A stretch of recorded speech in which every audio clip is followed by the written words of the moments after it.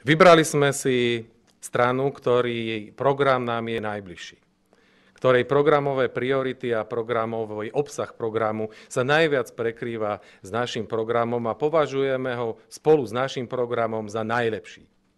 Za takýto program považujú tento program aj mnohí odborníci, ktorí programy hodnotili.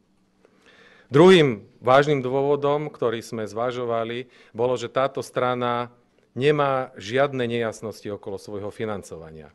Nestoja za ňou žiadni oligarchovia, neexistujú žiadne pochyby o finančných zdrojoch a o spôsobe a zdroji, skade tieto finančné zdroje pochádzajú.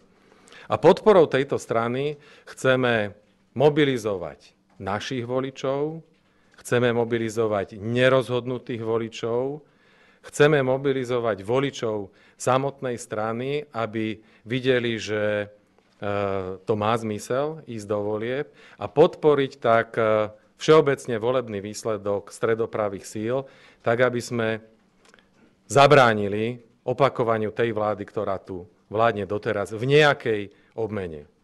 Tou stranou, ktorú chceme podporiť a ktorú podporujeme a ktorej odporúčame odovzdať hlasy, je strana Sloboda a Solidarita, SAS.